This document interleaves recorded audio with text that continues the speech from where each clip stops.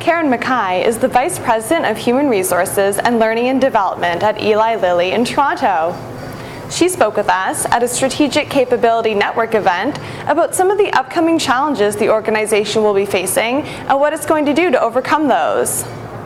What are some of the challenges Eli Lilly will be facing over the next few years? So there's a lot of challenges I think we're going to be seeing in the next couple of years. And it's all around trying to get our talent to really understand what the business purpose of our organization is.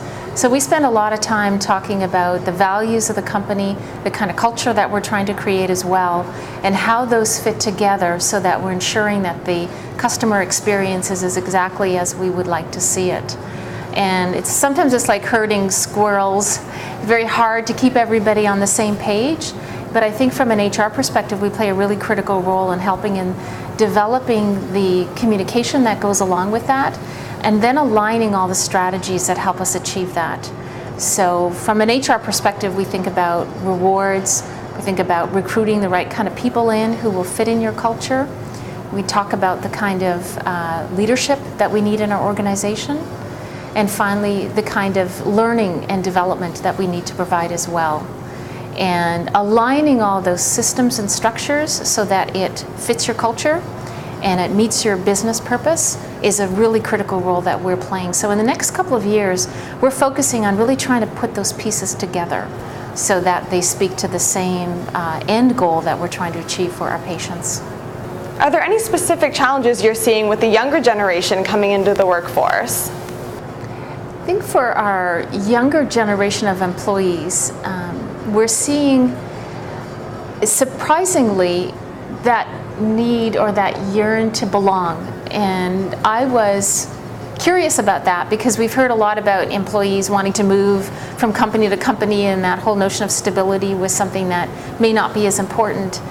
For us and the employees that we have at Lilly, it is important. And so we spend as much time with them talking about career development, learning opportunities, what it takes to progress in the organization, and they're very attentive to that. So we've not changed some of those elements that seem to be important across the generations. What we have changed is our feedback processes as well as our reward system. So we used to have annual rewards, best employee of the year, those types of things. We'd wait till the end of the year and we'd make a big announcement. And we've totally revamped that and said, look, we need to be a lot more spontaneous with our rewards. We need to be able to have more visibility around the kind of behaviors that led to that reward. And we have really modeled ourselves then to be a much more real-time provider of feedback, provider of rewards. And I think no matter what generation that we're dealing with, we did it because we knew our younger generation really would value that, but in fact it's become a core part of our business as well. Are there any other issues that are becoming more and more prevalent on your radar screen? There's some tension in the business as we think about that, the two sides of a coin about accountability and structure and process. And one of the things that we've been doing in the last couple of years is really giving employees a lot more autonomy to make decisions and giving them a lot less bureaucracy to deal with, because that's something that stands in the way of getting business results. So at the same time, we're hearing back from employees, I'd like to have a little bit more structure around what I'm doing, because if I know the boundaries of my work, I'm able to produce better results within those boundaries. And so I think conceptually over the next couple of years, we'll be grappling with that. How much do they need guidance and the boundaries defined? And what do you let the employees run with to promote innovativeness, to encourage that kind of curiosity that we need to see in the business and not hold them back? And I think in the HR function we play a special role in that. That's defining the culture.